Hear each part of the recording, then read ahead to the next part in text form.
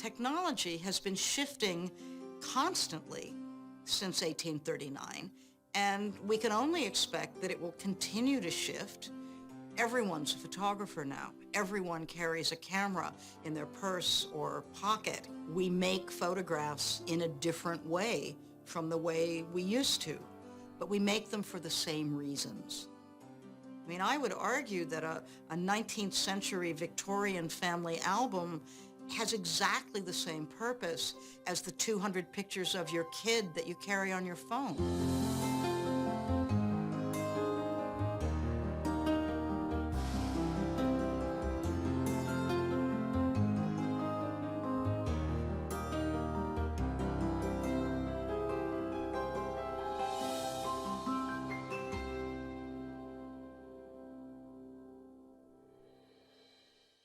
I was working in the Apparatus Division Research Laboratories.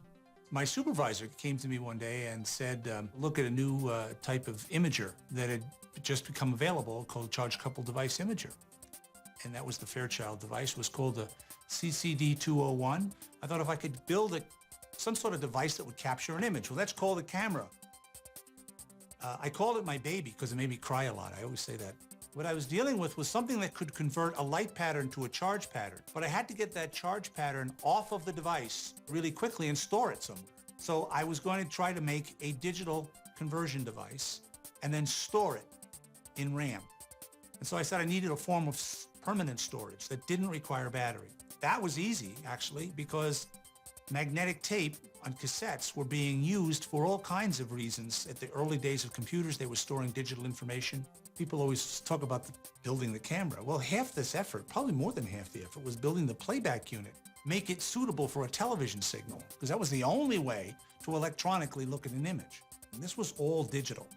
Right from the output of that CCD, all the way through to right to the output to the TV set. That was digital, everywhere in between. I'll give you kind of a timeline of digital photography. We got Steve Sasson in 1975 building the first truly digital camera. In 1986, Eastman Kodak Company comes out with the megapixel sensor.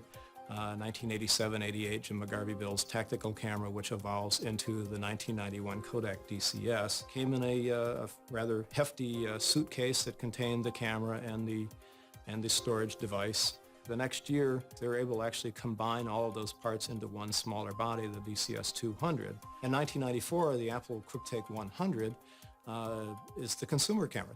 The first megapixel consumer camera is the Kodak DC-210, 1999. It's a very short timeline here when you get into it, maybe 20 years or so. And of course, now everybody has either a smartphone or a tablet with a camera built in. First digital camera I ever saw, you had to load a floppy disk in, and my mind was blown when I saw that. I was like, how does, what is this? You could put, a picture on a computer now. There's generations of kids now that are alive that'll never know, what film is like and what, leaping through a shoebox full of, 4x6s from Motophoto, things like that. It just, that's gone. That's Talbot. That's the man who invented the negative. Digital made the negative obsolete, and this is the way we see images. It can be deleted by accident. It's not a physical thing. We used to have the possibility that you might run across a photograph of your grandmother when she was 18 years old in the back of a drawer that nobody remembered or knew about, and suddenly you've got this picture that can be found later and interpreted. And when you have a digital image, what is the thing that you have? You have code or something. Rarely do people print out their photographs anymore. When we're seeing things sort of ephemerally on a screen, it becomes very much like everything else we see on a screen.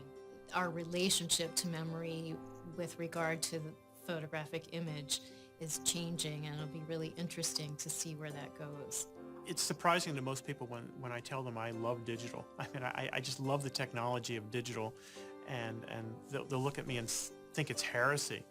But artists have come to a point where many of them are saying, I feel like the machine is in control and I want to have my hands in this object.